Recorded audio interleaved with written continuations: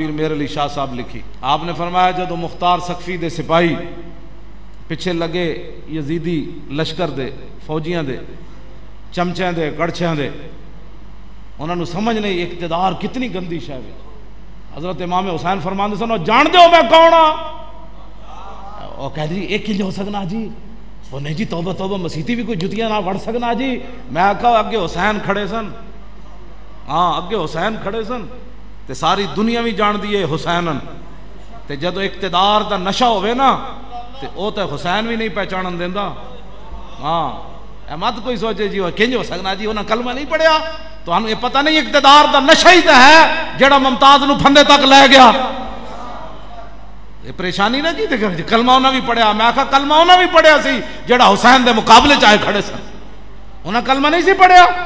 ادھر بھی اذان ہوندی سی, حافظ نے البدایہ والنہایہ لکھیا ادھر امام حسین دے خیمے چ بھی اذان ہوندی سی, ادھر بھی جماعت امام حسین کراندے سن تے ادھر یزیدی بھی جماعت کراندے سن. ہے کوئی نہیں ہوتا جی وہ بھی نماز پڑھدا وہ بھی نماز پڑھدا. میں آکھا امام حسین دے مقابلے چ نماز پڑھی جا رہی سی تے حسین دے مقابلے چ گواہی دیتی جا رہی سی اشہد ان محمد رسول اللہ, ادھر نہیں پڑھا جا رہا. لیکن پھر انہوں نے کی منیا جائے نواسے دے مقابلے چ آ گئے, انہیں پھر کی اشہد ان محمد رسول اللہ پڑھیا. گل انج نہیں ہے کلمہ حضور نو منے ہوئے تو پھر کردار وہی ہوئے جڑا انگریزاں کیتا علم الدین نال.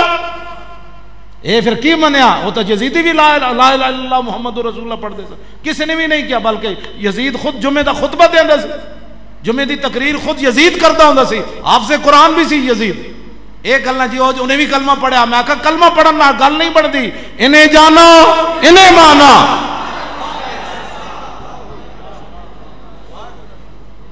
سانو لوگ بڑی تبلیغاں کر رہے ہیں, اس نے بھی کلمہ پڑھا ہے. میں کہا کلمہ تو یزیدیاں بھی پڑھے ہوئے. ہاں جی, اس واسطے سانو کدی بھی پریشانی نہیں ہوئی. جڑا سامنے حسین نو ویکھ کے نہ پہچان سکیا اور صدیاں بعد اللہ دے گھر نو کی پہچانے انہیں. جڑا سامنے ظلم تے اتر آیا, امام زین العابدین نو ویکھ کے ظلم تے اتر آیا, امام علی اکبر نو ویکھ کے ظلم تے اتر آیا, اونو محمد نو ویکھ کے ظلم تے اتر آیا, امام مسلم نو ویکھ کے ظلم تے اتر آیا. اس نسل کو کیڑا بعید ہے کہ مسیطہ تو سبھی کر لا دیں. توجہ, جدو مختار سقفی دے سپاہی پیچھے لگے نا, ایک یزیدی فوجی نسدیاں امام زین العابدین دے گھر داخل ہو. امام زین العابدین پوچھا کی ہویا, کہ وہ پیچھو آئے جی ہونے آئے. آپ نے فرمایا میں دروازہ بند کر دیتا ہوں, پیچھو کوئی نہیں آنا. کیا بات رضا اس چمنستان کرم. فرمایا کی مسئلہ ہے تینوں, بڑا خوف زدہ ہے. جناب کی پوچھ دیو کی مسئلہ ہے.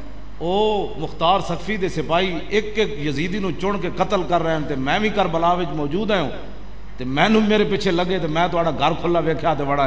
آپ نے فرمایا رہو آرام نہ رہو, اے کمرہ ہے, روٹی کھا پانی پی جو بھی ہے. رہندا رہا. ایک دن کہنے لگا حضور ہن باہر امن ہو گیا تے میں جانا چاہتا. آپ نے فرمایا ٹھیک ہے, آپ دروازے تک انہوں چھوڑا نہ ہے.